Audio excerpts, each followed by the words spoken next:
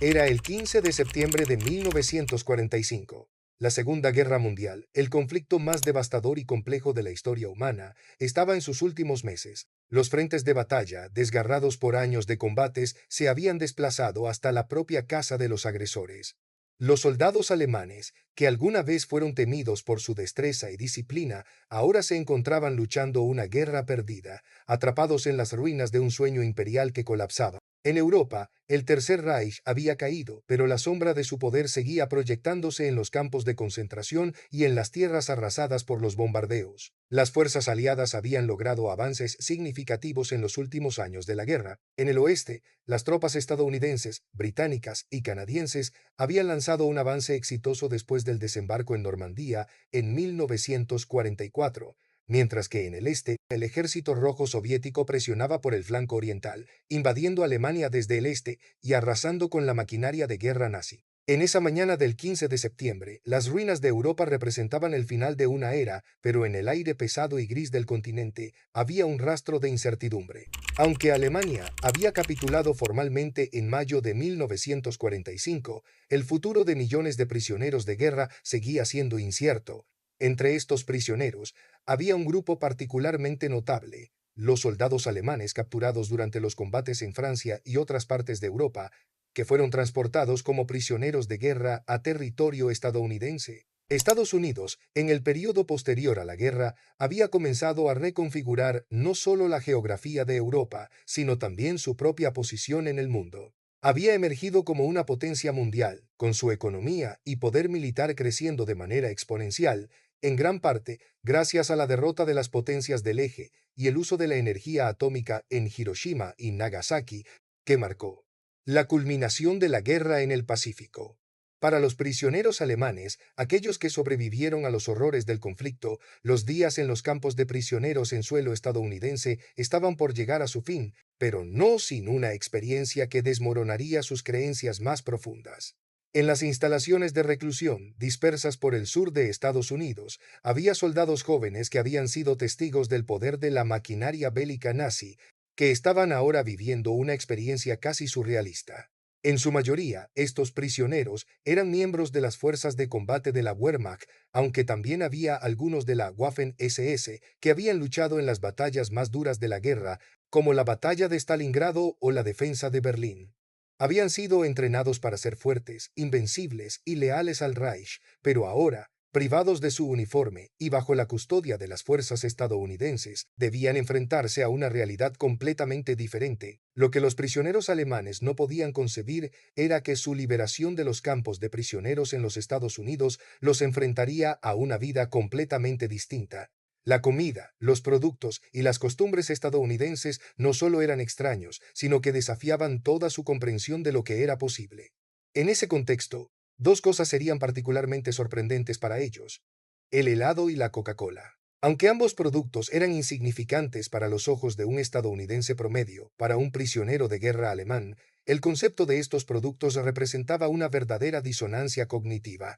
Entre los prisioneros de guerra alemanes destacaba un joven soldado llamado Hans Müller. Nacido en 1923 en una pequeña ciudad en el sur de Alemania, Hans había sido criado en una familia de campesinos que trabajaban la tierra. Su padre, un veterano de la Primera Guerra Mundial, le había inculcado un fuerte sentido de deber hacia su país, pero también un amor por la vida simple, lejos de la política y la lucha. Sin embargo, la ascensión de Adolf Hitler y el Tercer Reich lo arrastraron a un destino que nunca había imaginado. Cuando Alemania entró en guerra en 1939, Hans, como muchos otros jóvenes de su generación, fue llamado al servicio militar. Hans había sido asignado al Frente Oriental, donde participó en la ofensiva alemana contra la Unión Soviética. A lo largo de su carrera fue testigo de horrores indescriptibles: la brutalidad de la guerra, la dureza del invierno ruso y la incapacidad de la Wehrmacht para avanzar más allá de ciertos puntos estratégicos. La guerra de desgaste lo dejó marcado profundamente, pero a pesar de todo, nunca perdió la fe en el Führer. Creía en la supremacía de su raza y la invencibilidad del ejército alemán hasta que fue capturado en el frente occidental en 1944, tras la fallida ofensiva alemana en Normandía. Hans, al igual que muchos otros prisioneros, fue trasladado a un campo de concentración en los Estados Unidos, donde el trato era relativamente benigno comparado con los campos soviéticos, pero igualmente incómodo y humillante para un hombre que había sido entrenado para ser fuerte y autosuficiente. En el campo de prisioneros de guerra conoció a otros soldados alemanes como él, hombres de diferentes edades, que provenían de distintos rincones del Tercer Reich, pero que compartían un mismo sentimiento de desesperanza y desilusión. La guerra los había dejado marcados, y las promesas de gloria y victoria que les habían vendido se desmoronaban con cada día que pasaba. Lo que Hans no esperaba, sin embargo, era lo que sucedería en las semanas siguientes a su llegada al campo de prisioneros. A pesar de las dificultades, había algo que no dejaba de sorprenderlo en su nuevo entorno: los estadounidenses. No solo eran físicamente diferentes de los alemanes, sino que su forma de vivir, sus costumbres y sobre todo su comida les resultaban desconcertantes. Hans nunca había visto algo como el helado. En su pueblo natal, los pocos lujos que podían permitirse eran simples, casi humildes. La leche y la carne eran los alimentos más comunes en su dieta, y el azúcar era un bien preciado, reservado para las festividades. Pero en los Estados Unidos, lo que les ofrecían como postre era algo completamente ajeno a su experiencia. Esto es helado, le explicó un joven soldado estadounidense mientras les entregaba tazas llenas de una masa fría y cremosa. Hans miró desconcertado. La textura, el sabor y la temperatura le resultaron incomprensibles. El concepto de un alimento tan frío y dulce parecía una aberración. No podía entender cómo algo tan simple como un trozo de hielo podría ser considerado un manjar. A lo largo de los días siguientes, otros prisioneros compartieron su desconcierto. Muchos, como Hans, se sintieron incómodos al comerlo, pues les parecía un lujo innecesario, algo que no tenía cabida en el mundo de un soldado. Pero lo que más les sorprendió fue la Coca-Cola, una bebida gaseosa que parecía tener un poder hechizante sobre todos los que la probaban. En su mente, esto desafiaba toda lógica. ¿Cómo podía una bebida tan dulce y efervescente ser algo tan popular? Les parecía tan ilógico como la idea de que el enemigo, al que habían sido enseñados a despreciar, pudiera consumir algo tan trivial con tanta alegría. El contraste entre el hambre, la dureza y la brutalidad de la guerra y estos placeres sencillos pero complejos representaba una contradicción que Hans y los demás prisioneros no podían comprender. De alguna manera, esto les hacía sentir que todo lo que sabían sobre el mundo se estaba desmoronando, pues enfrentarse a lo desconocido era una herida al alma de un hombre entrenado para creer en certezas absolutas. La vida en el campo de prisioneros de guerra estadounidense era más soportable de lo que Hans había anticipado. En un principio, había temido ser sometido a un trato cruel y brutal, similar al de los campos soviéticos, pero pronto descubrió que los estadounidenses, en su mayoría, se mantenían dentro de un código de ética bastante diferente al de los rusos. Las condiciones de vida no eran agradables, pero las raciones de comida eran suficientes, el trato era razonablemente humano y, lo más importante, las torturas físicas y psicológicas que había esperado nunca llegaron. Sin embargo, había algo que no dejaba de perturbarle: la forma en que los prisioneros alemanes se veían a sí mismos en comparación con los estadounidenses. Los hombres que habían creído en la supremacía del Tercer Reich, en la invencibilidad de la Wehrmacht, ahora se encontraban atrapados en un espacio donde las reglas no solo eran diferentes, sino que desbordaban cualquier lógica de la que ellos habían sido educados. El helado y la Coca-Cola, dos de los placeres más simples y banales de la vida cotidiana estadounidense, se convirtieron en símbolos de esta contradicción. Cuando los prisioneros alemanes como Hans empezaron a consumir estos productos, se dieron cuenta de que las experiencias que ellos habían considerado como fundamentales, las cosas que pensaban que definían su identidad, estaban siendo desafiadas y derrumbadas. Ellos, que creían que la fortaleza y la disciplina eran las bases de una vida digna, se encontraban con que los estadounidenses, sin mucho esfuerzo, disfrutaban de los placeres simples de la vida. Pero lo que más desconcertaba a Hans era la actitud de los soldados estadounidenses hacia estos placeres. Para ellos, el helado y la Coca-Cola no eran solo productos comerciales, sino una forma de vida. Los soldados norteamericanos no solo los consumían como un lujo ocasional, sino como algo cotidiano, algo natural, casi esencial. La gente no podía comprender cómo estos jóvenes estadounidenses, que parecían tan normales y poco especiales en comparación con el riguroso entrenamiento y la supremacía de la Wehrmacht, podían sentirse tan felices con algo tan sencillo. Para un prisionero alemán, La inercia de la vida diaria en el campo parecía un sinsentido, un reflejo de una realidad que, en cierto modo, había sido distorsionada y, en su opinión, casi banalizada por las mismas fuerzas que los habían derrotado. Los soldados alemanes no lograban comprender cómo todo eso era posible. ¿Cómo un pueblo que había demostrado ser tan implacable en la guerra podía derrochar tanto en frivolidades? Parecía como si el mundo entero estuviera alineado en contra de su visión de la historia. El imperio nazi había creído que todo debía tener un propósito trascendental: la lucha por el dominio, la supervivencia del más fuerte, la guerra como un proceso necesario para purificar el mundo. Y ahora, esos ideales estaban siendo desmentidos por un simple refresco, una bebida efervescente que se vendía en botellas de cristal y que, según los prisioneros, parecía tan fútil, tan carente de valor. Para muchos de ellos, la existencia de estos placeres cotidianos que no estaban ligados al sacrificio o la lucha era el mayor desafío psicológico de todo. Les resultaba incomprensible cómo una nación había sido capaz de prosperar, disfrutando de tales trivialidades, mientras ellos vivían atrapados en la guerra, la muerte y el sacrificio.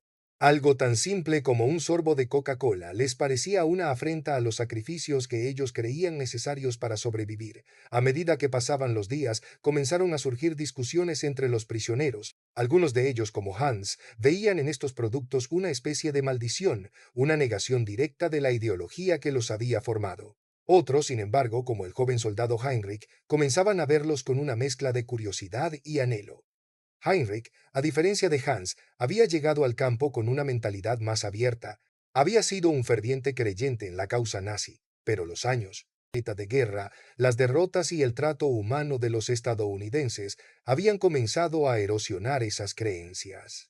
Al principio, Heinrich también se sentía incómodo con el helado y la Coca-Cola, pero pronto comenzó a disfrutar de estos manjares, a pesar de sí mismo. Es solo comida, decía Heinrich, mientras tomaba un sorbo de Coca-Cola, y la guerra ya ha terminado.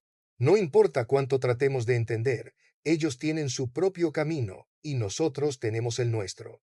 Quizás lo que necesitamos no es entender, sino aprender a vivir de nuevo. Hans no estaba de acuerdo.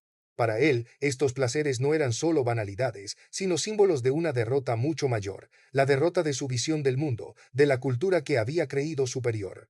Para él, todo lo que el Tercer Reich representaba estaba siendo sustituido por un estilo de vida que le parecía decadente, desprovisto de propósito.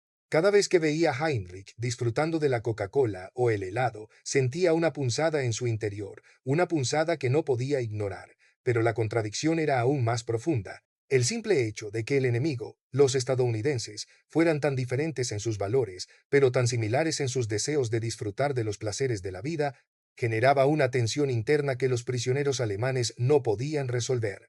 En su mente había una dicotomía entre lo que habían sido enseñados a respetar como lo verdaderamente importante en la vida y lo que ahora estaban siendo forzados a aceptar como parte de una existencia que no entendían. Mientras los prisioneros alemanes luchaban por entender este choque de culturas, un evento en particular los haría cuestionar su propia percepción de la guerra y su lugar en el mundo.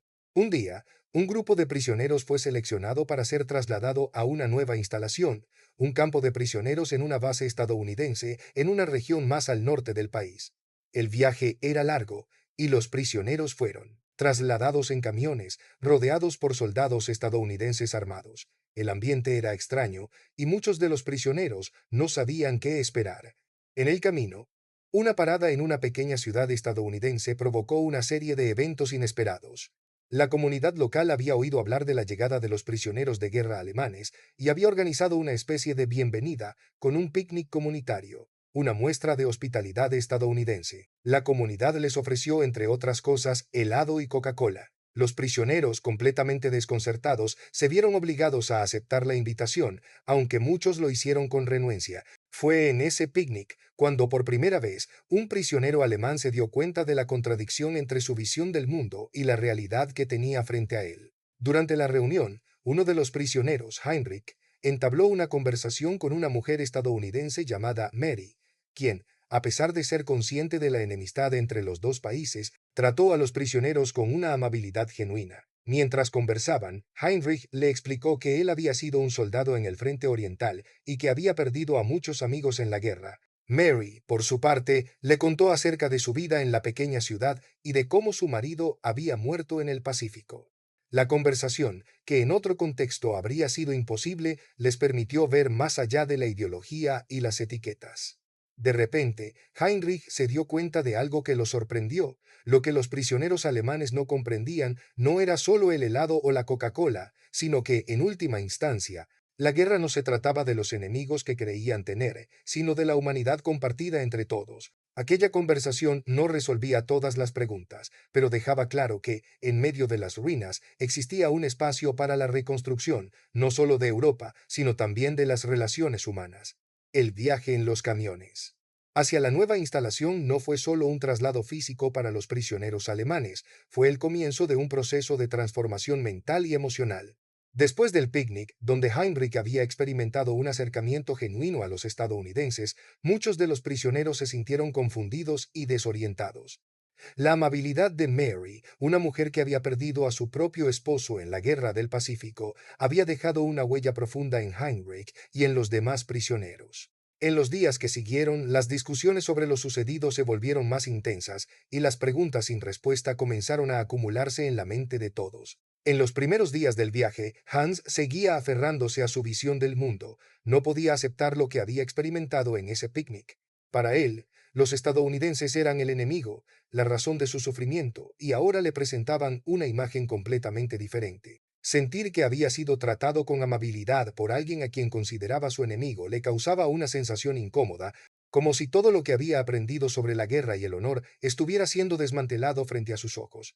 Hans comenzó a preguntarse si había algo más detrás de la guerra que no comprendía, algo más allá de la lucha por la supervivencia y la gloria de la patria. Pero la respuesta que buscaba no estaba clara, y su mente continuaba dando vueltas en círculos sin llegar a una conclusión satisfactoria. Heinrich, por otro lado, experimentaba una transformación completamente diferente. Aunque al principio había sentido la misma desconfianza que los demás, la conversación con Mary había despertado algo en él. Comenzó a darse cuenta de que, a pesar de sus diferencias ideológicas y políticas, los seres humanos compartían muchas más similitudes de lo que él había imaginado. La tragedia de la guerra no solo afectaba a los alemanes, sino también a los estadounidenses, y tal vez, a través de la empatía, había un camino para salir de la oscuridad del conflicto. Heinrich empezó a sentir que la guerra no era el resultado de la lucha de razas o de naciones, sino de la incapacidad de los seres humanos para comprenderse mutuamente. Su mente comenzó a abrirse a nuevas posibilidades, nuevas formas de pensar que antes habría considerado impensables. A pesar de sus dudas, Heinrich quería creer que había una forma de reconstruir lo que se había perdido, una forma de reparar los lazos rotos por la violencia y el odio. Pero mientras Heinrich experimentaba este despertar, Hans se sumía más profundamente en su desesperación. La imagen de Mary y de los otros prisioneros aceptando la amabilidad de los estadounidenses no dejaba de rondar en su mente. ¿Cómo podía la guerra haber dado paso a este tipo de relaciones?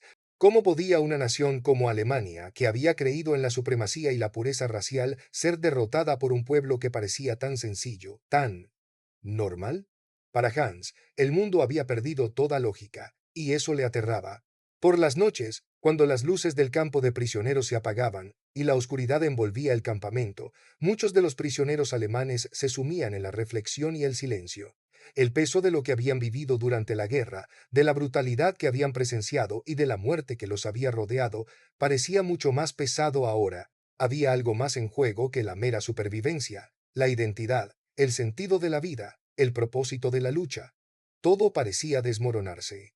En esos momentos, Henrik a menudo encontraba consuelo en los recuerdos de su hogar, en la familia que había dejado atrás y en las conversaciones que había tenido con su madre antes de ser llamado a filas. Recordaba cómo ella le había hablado sobre la importancia de la paz y la esperanza, cosas que había descartado por completo en los años posteriores a su entrenamiento en la Wehrmacht. Ahora, con la guerra casi terminada y el futuro incierto, las palabras de su madre le parecían más sabias que nunca. La transformación emocional y psicológica de los prisioneros alemanes era lenta pero profunda. Algunos de ellos, como Heinrich, comenzaban a abrir sus corazones a nuevas ideas, a la posibilidad de un futuro sin odio ni guerra. Pero otros, como Hans, luchaban por mantener su visión del mundo intacta, aferrándose a las creencias que habían guiado sus vidas hasta ese momento. La guerra había sido un punto de no retorno, y para muchos, el impacto emocional de esa experiencia continuaba desbordando cualquier sentido de lógica o racionalidad. El traslado de los prisioneros alemanes a la nueva instalación no fue el final de su historia, sino el inicio de una etapa más complicada y desafiante en sus vidas. Al llegar al campo de reclusión, los prisioneros comenzaron a ser testigos de un cambio significativo en su tratamiento. Los estadounidenses, en lugar de verlos como simples prisioneros, empezaron a tratar de humanizarlos, dándoles tareas sencillas, permitiéndoles realizar trabajos manuales y buscando crear un ambiente menos hostil. En muchos casos, los prisioneros empezaron a establecer relaciones más cercanas con los soldados y las familias locales. A medida que pasaban las semanas, la postura de los prisioneros comenzó a cambiar. Algunos de ellos, como Heinrich, comenzaron a sentirse más cómodos en su nuevo entorno. Ya no solo consumían Coca-Cola y helado por cortesía, sino que empezaron a disfrutar de ellos. Heinrich, especialmente, comenzó a ver la vida con una nueva perspectiva. Aunque el dolor de la guerra aún lo atormentaba, se dio cuenta de que la paz, por pequeña que fuera, era algo que podía abrazar. Los gestos de amabilidad que los estadounidenses les ofrecían comenzaban a desmantelar la estructura rígida de su pensamiento. Hans, por su parte, siguió luchando por entender lo que había sucedido. Aunque sus noches se llenaban de dudas, su mente no podía aceptar la reconciliación que muchos de sus compañeros buscaban. Él no estaba dispuesto a olvidar tan fácilmente, no estaba preparado para perdonar el sufrimiento que él y su país habían causado. La guerra había dejado una huella tan profunda en su ser que el simple acto de compartir una Coca-Cola con un soldado enemigo parecía una traición a todo lo que había defendido. A medida que los prisioneros alemanes se adaptaban a su nueva realidad, un sentimiento generalizado de resignación comenzó a apoderarse de ellos. Habían perdido la guerra, y aunque algunos comenzaban a aceptar la idea de la paz, para otros, como Hans, el costo emocional era demasiado alto. Sin embargo, la guerra les había dejado una lección amarga pero profunda, la importancia de la humanidad en tiempos de conflicto. Los pequeños gestos de amabilidad, como un simple sorbo de Coca-Cola o una conversación en el picnic, demostraron que, incluso en los momentos más oscuros, existía la posibilidad de construir algo más allá del odio y la destrucción. La lección que los prisioneros alemanes aprendieron, aunque dolorosa, fue clara. La guerra puede destruir naciones, pero también puede destruir al individuo, a su identidad y a su visión del mundo. La paz, cuando finalmente llega, no solo es un alto el fuego entre naciones, sino una reconstrucción interna mucho más profunda, una reconstrucción de lo que significa ser humano. En el campo de prisioneros, las vidas de los soldados alemanes se entrelazaron de maneras inesperadas. Aunque la guerra los había unido en un sufrimiento común, las diferencias de carácter y las vivencias personales empezaban a generar conexiones que nunca habrían imaginado en sus días previos al conflicto. Los vínculos que se formaron durante su estancia en los campos de prisioneros no solo se limitaban a la relación entre los prisioneros y los soldados estadounidenses, sino que también incluían las tensiones y reflexiones internas de cada individuo. Un ejemplo de esto era la relación que se había establecido entre Hans y un joven estadounidense llamado Tom, quien estaba asignado a su grupo. Al principio Hans se mostró distante, confiado en que su naturaleza como prisionero le daba un derecho implícito a ser tratado con desdén por su enemigo. Sin embargo, Tom no se comportaba de acuerdo con los prejuicios que Hans había acumulado sobre los estadounidenses. A pesar de ser un soldado joven, Tom había pasado por las trincheras del Pacífico y había perdido a muchos amigos, incluyendo a su hermano, quien había muerto en el ataque a Iwo Jima. Tom había sido testigo de la brutalidad de la guerra, y aunque su nación había sido la victoriosa, el costo humano de ese triunfo lo había marcado de manera indeleble. Tom, por su parte, no veía a los prisioneros alemanes como los monstruos que había sido educado para odiar. En cambio, se dio cuenta de que, aunque el conflicto que los había puesto en lados opuestos los había deshumanizado, los hombres que tenía frente a él no eran tan diferentes de él. Ambos habían sido arrancados de sus hogares, arrancados de sus familias y obligados a luchar por una causa que, en muchos casos, ni siquiera comprendían por completo. A lo largo de las semanas, Tom empezó a entablar conversaciones más largas con Hans, hablando de su vida antes de la guerra y compartiendo anécdotas de su infancia en un pequeño pueblo en el norte de Estados Unidos. Hans, aunque inicialmente desconfiado, comenzó a abrirse también.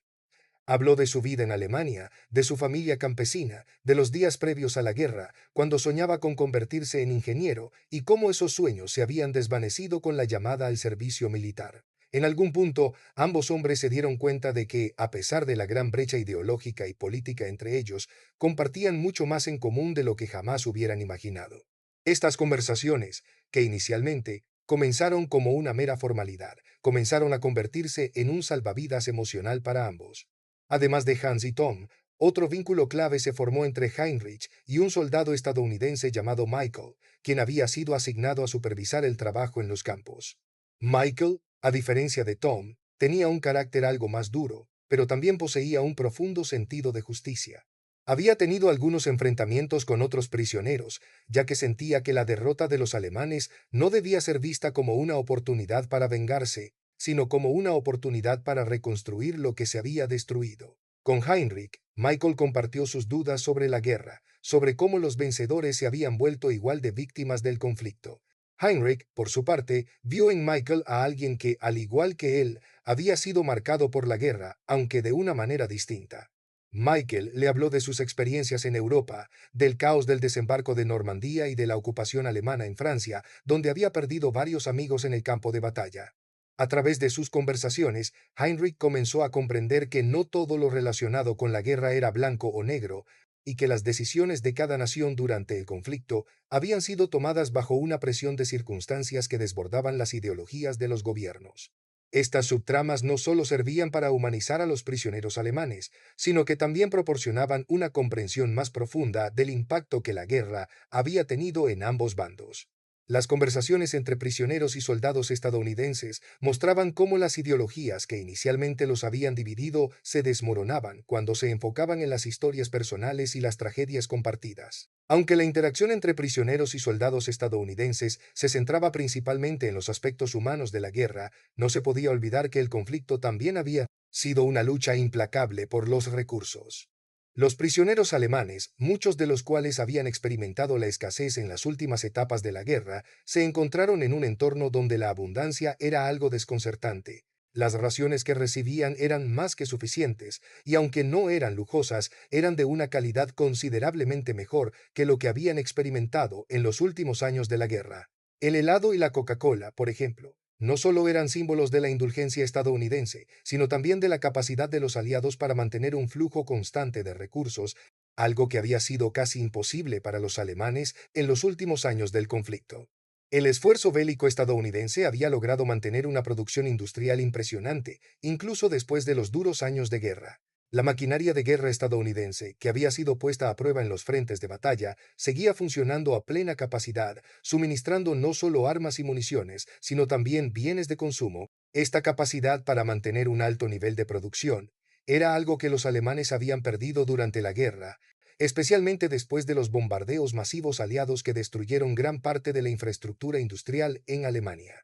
Los prisioneros alemanes, al llegar al campo de prisioneros en los Estados Unidos, quedaron sorprendidos por la abundancia de productos de consumo, algo que no habían experimentado desde los primeros años del conflicto. La leche, la carne, las frutas frescas y los vegetales eran comunes en las raciones diarias, mientras que en Alemania las raciones en los últimos años de la guerra se habían limitado a pan duro y sopas aguadas, con poca variedad. En términos de logística, los estadounidenses también se beneficiaban de su capacidad para mantener líneas de suministro eficientes, tanto desde su territorio nacional como desde los puertos de Europa. En contraste, el Reich nazi había sufrido una grave escasez de suministros debido a los constantes ataques aéreos aliados y la incapacidad de asegurar rutas de suministro efectivas. La falta de recursos fue uno de los principales factores que contribuyó al colapso del Tercer Reich en sus últimos años. Para los prisioneros, este contraste de abundancia y escasez era otro recordatorio doloroso de la derrota, pero también una lección acerca de las prioridades estratégicas en la guerra. Mientras que los Estados Unidos habían logrado no solo asegurar su propio abastecimiento, sino también el de sus aliados, el Tercer Reich había sobrecargado sus recursos, extendiendo sus líneas de suministro hasta el límite, lo que finalmente resultó en una catástrofe económica y militar. Los soldados alemanes, especialmente aquellos que habían estado en el frente oriental, veían con asombro cómo el ejército estadounidense no solo había mantenido su capacidad de producción, sino que incluso había sido capaz de sostener a una vasta población civil en tiempos de guerra. Este era un reflejo de la diferencia fundamental entre los dos sistemas. Mientras que el régimen nazi había forjado su poder a través de la violencia y la ideología, los aliados, en muchos casos, se habían centrado en la colaboración y el intercambio para garantizar una victoria económica y militar. La convivencia entre los prisioneros alemanes y los soldados estadounidenses había evolucionado significativamente en los meses posteriores al final de la guerra. A pesar de las diferencias ideológicas y culturales, las conversaciones entre ambos grupos se volvieron cada vez más frecuentes, más profundas y más reveladoras de lo que cada uno había experimentado en la guerra. En los momentos de descanso, sentados alrededor de fogatas improvisadas o en las pequeñas celdas asignadas a los prisioneros, las conversaciones eran extensas y profundamente humanas. Una noche, mientras el viento frío de septiembre soplaba en el campamento, Hans se sentó junto a Tom cerca de un fogón. Había días en los que Hans no podía soportar el silencio, y buscaba en las palabras de los demás alguna forma de reconciliarse con la brutalidad del conflicto. Aquella noche, en particular, estaba particularmente reflexivo. Es difícil, Tom, comenzó Hans, mirando las llamas titilantes. La guerra nos enseña a no confiar en nadie, a ver al otro como el enemigo, como una amenaza. No hay espacio para las dudas, para las preguntas, solo hay que seguir adelante, como máquinas. Y ahora, aquí, todo es diferente. No sé si eso me asusta más que la guerra misma. Tom lo miró en silencio, como si estuviera considerando las palabras de Hans. Lo sé, Hans. La guerra te cambia, nos cambia a todos. Cuando llegué a Europa, lo que vi me hizo perder la fe en todo lo que me habían enseñado. No era solo matar a un enemigo, era matar a un ser humano. Mi hermano, ¿sabes? Mi hermano murió en el Pacífico. Al principio pensaba que los japoneses eran solo monstruos, pero después de lo que viví, me di cuenta de que no somos tan diferentes, ¿verdad? Al final, todos hacemos lo que nos dicen que hagamos, y la guerra solo nos quita la capacidad de pensar por nosotros mismos. Hans reflexionó sobre sus palabras, el silencio entre ellos se alargó. Su mente estaba llena de pensamientos contradictorios, recuerdos de una juventud perdida, de la obsesión por la gloria que le había prometido el Tercer Reich y la devastadora realidad que ahora enfrentaba. Lo que más me duele, Tom, dijo finalmente, es que nunca vi venir esta derrota. Creí que éramos invencibles. Nos dijeron que éramos la raza superior, que íbamos a cambiar el curso de la historia. Y ahora, aquí estamos, sentados junto a los hombres que nos derrotaron, compartiendo una botella de Coca-Cola. ¿Cómo se puede entender eso? Tom suspiró, pensativo. La historia. La historia la escriben los vencedores, Hans.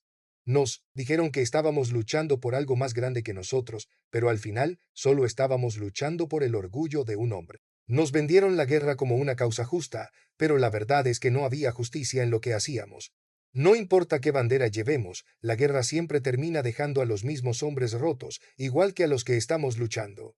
La conversación se desvió hacia otros temas, pero las palabras de Tom siguieron resonando en la mente de Hans.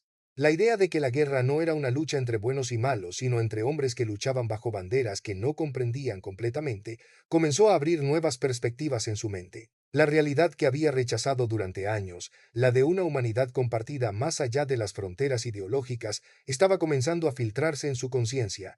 En otro rincón del campo, Heinrich se encontraba en una conversación similar con Michael, el joven soldado estadounidense que supervisaba su trabajo. La diferencia entre su perspectiva y la de Hans era notable. Heinrich, quien ya había comenzado a cuestionar las creencias que había seguido ciegamente, ahora se encontraba conversando con un hombre que, aunque de un país distinto, parecía compartir el mismo dolor. Mi padre solía decir que la guerra no la ganan los que pelean más fuertes, sino los que sobreviven, dijo Heinrich, mirando al suelo. Siempre pensó que, después de la guerra, la vida volvería a ser como antes, pero todo lo que veo ahora son ruinas, Michael. No hay nada que pueda reconstruir lo que hemos destruido. Michael asintió, comprendiendo lo que Heinrich quería decir. La guerra no deja vencedores, Heinrich, solo deja cicatrices. A veces, las cicatrices son más profundas que las heridas. No sé si alguna vez podremos sanar completamente. Heinrich sintió un nudo en la garganta. Había estado tan enfocado en la ideología, en la guerra, en el deber hacia su nación, que nunca se había detenido a pensar en el costo humano de todo eso. Ahora, sentado junto a Michael, compartiendo pensamientos que nunca habría imaginado compartir con un enemigo, Heinrich sentía que algo en su interior estaba cambiando. Me siento perdido, Michael. La guerra me arrebató todo lo que pensaba que sabía. No sé ni quién soy ya. Michael, al igual que Tom, no pudo ofrecerle respuestas fáciles, pero sus palabras tenían un peso que Heinrich no había experimentado antes. A veces, la gente necesita perderse para encontrar quiénes son realmente. Quizás ahora es el momento de empezar a reconstruir desde dentro. Tal vez la verdadera batalla no esté en el campo, sino en lo que tenemos que reconstruir dentro de nosotros mismos. Las conversaciones se alargaron hasta tarde, y aunque las respuestas a sus preguntas seguían siendo esquivas, tanto Hans como Heinrich comenzaron a sentir que la guerra, aunque había destruido sus ideales y sus vidas, también les estaba ofreciendo una oportunidad de entenderse a sí mismos y a los demás. Los diálogos con los estadounidenses, los intercambios de ideas y perspectivas se estaban convirtiendo en un refugio emocional.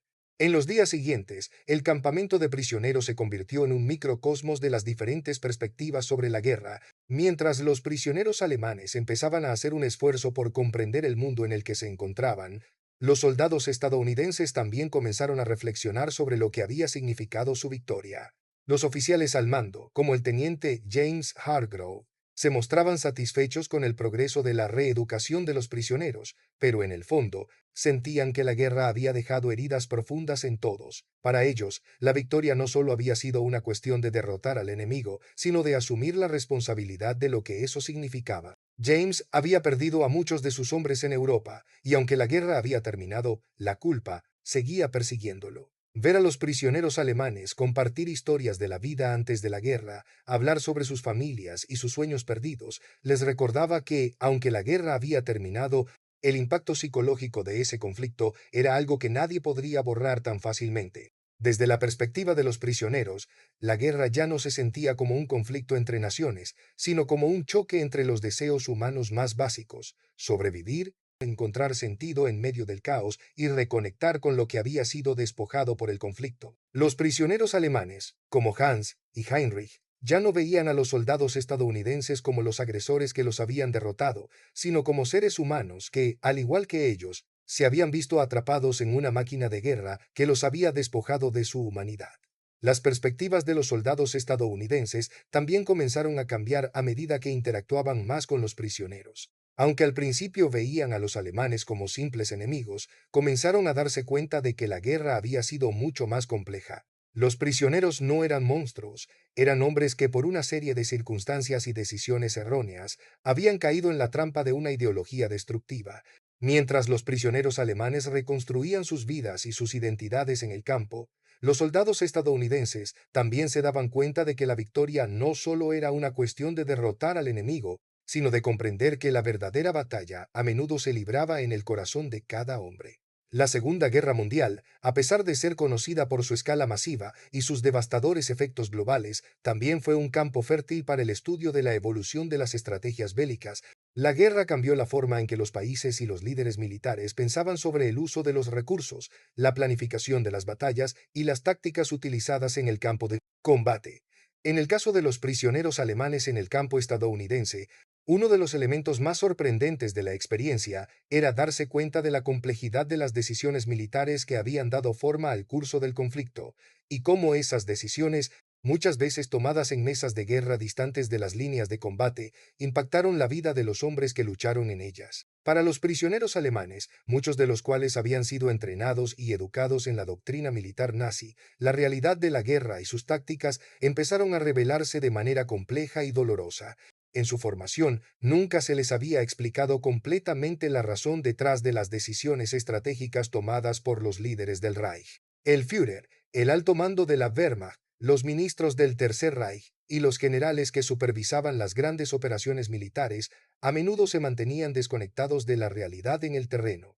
En muchos casos, las tácticas fueron impulsadas por ideales de superioridad racial, expansión territorial y una ideología agresiva que no se basaba en la lógica militar, sino en la ambición de un imperio que se creía destinado a dominar el mundo. Los soldados alemanes, por ejemplo, no sabían que la invasión de la Unión Soviética en 1941, Operación Barbarroja, había sido un error estratégico monumental desde el principio. La operación fue diseñada con la expectativa de que el Ejército Rojo sería rápidamente derrotado, lo que permitiera a la Wehrmacht avanzar hasta los pozos petroleros de Cáucaso y asegurarse el suministro de recursos vitales. Sin embargo, la planificación de la campaña no tuvo en cuenta la resistencia feroz de las fuerzas soviéticas, el inmenso tamaño del país y el clima implacable del invierno ruso. Cuando el ejército alemán quedó atrapado en un largo y costoso conflicto en el frente oriental, las consecuencias para la moral de los soldados fueron desastrosas. La mentalidad de invencibilidad que había sido inculcada en los soldados se desmoronó lentamente mientras enfrentaban la feroz resistencia y las condiciones inhumanas del frente. Por otro lado, en el frente occidental, la invasión de Normandía, también conocida como el día D 6 de junio de 1944, demostró la capacidad de los aliados para adaptarse y usar nuevas tácticas para superar las fortalezas alemanas. La estrategia aliada involucró una coordinación meticulosa entre las fuerzas terrestres, navales y aéreas, con un enfoque en la guerra de desgaste. La invasión no solo se limitaba a la ocupación de la costa francesa, sino que también incorporaba un enfoque estratégico más amplio, que incluía engaños como la Operación Fortitude, diseñada para desinformar a los alemanes sobre el lugar del desembarco real. Para los prisioneros alemanes, estos momentos de sorpresa estratégica fueron tanto un recordatorio de su impotencia en el campo de batalla como una revelación de la complejidad de la guerra. El día D representó un golpe devastador a la moral de la Wehrmacht, y muchos prisioneros, al ser trasladados a los campos de reclusión en los Estados Unidos, discutían entre ellos la impresionante eficacia de los aliados para coordinar sus fuerzas, y cómo las tácticas alemanas, tan confiadas en la idea de la guerra relámpago, Blitzkrieg, no pudieron adaptarse a la naturaleza cambiante del conflicto. El Blitzkrieg, aunque inicialmente exitoso en los primeros años de la guerra, como en Polonia y Francia, dependía de una serie de factores que pronto empezaron a volverse menos efectivos con el paso del tiempo. La velocidad de la ofensiva y la sorpresa fueron cruciales, pero con el desgaste, la falta de recursos y el cambio en las condiciones estratégicas, la Wehrmacht comenzó a perder la ventaja. La incapacidad de adaptarse a nuevas tácticas aliadas, como el uso masivo de bombarderos estratégicos y la guerra de desgaste, dejó a los alemanes en una posición cada vez más vulnerable. Uno de los puntos más notables de la guerra fue el uso de la tecnología y la innovación táctica. La guerra aérea, por ejemplo, revolucionó la forma en que se libraban los conflictos. Los bombarderos pesados como el B-17 Flying Fortress de los aliados y el Luftwaffe alemán desempeñaron papeles cruciales en la destrucción de los centros de producción y las líneas de suministro enemigas. Sin embargo, los prisioneros alemanes en los campos comenzaron a comprender cómo las tácticas aéreas aliadas no solo se centraban en la destrucción directa de las fuerzas enemigas, sino también en la desmoralización.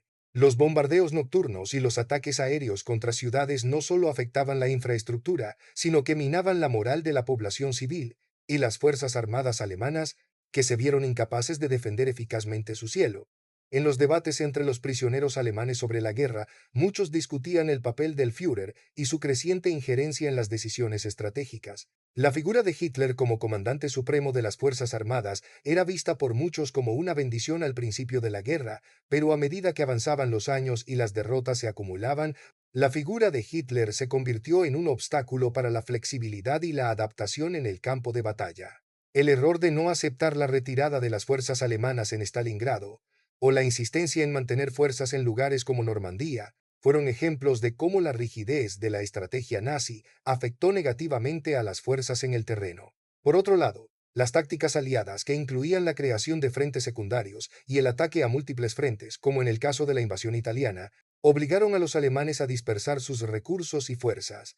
Los prisioneros de guerra alemanes a menudo discutían la incomodidad de esta táctica, ya que les obligaba a mantener un número significativo de tropas en varios frentes, lo que eventualmente agotó sus reservas. La guerra en el Pacífico, aunque distante para los prisioneros alemanes en Europa, también influyó en la forma en que los aliados manejaron la guerra en Europa. La insistencia de los Estados Unidos en la victoria total sobre el eje, sin concesiones, y su enfoque en la guerra sin cuartel contra el imperio japonés, estableció un precedente de estrategia militar que influiría en las decisiones aliadas en Europa. Esto se evidenció en la dureza de las campañas de bombardeo, la invasión de Sicilia y la eventual liberación de París. Los prisioneros alemanes, al ser testigos de cómo los aliados operaban sus propios frentes y territorios, comenzaron a comprender que la guerra no era solo una cuestión de combate directo, sino también de desgaste psicológico y material.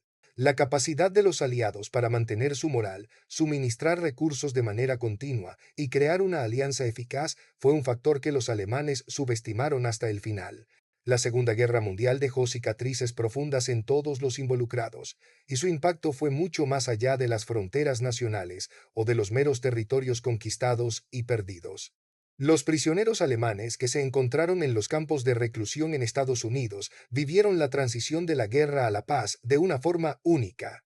A través de su convivencia con los soldados estadounidenses, comenzaron a comprender no solo los errores tácticos y estratégicos que habían llevado a la derrota del Tercer Reich, sino también las lecciones más amplias sobre la naturaleza humana, la guerra y la reconstrucción de la moral y la identidad en tiempos de desesperación. En los años posteriores a la guerra, muchos de los prisioneros alemanes que sobrevivieron a los campos de prisioneros en Estados Unidos se enfrentaron a un proceso largo y doloroso de reintegración a una Alemania devastada.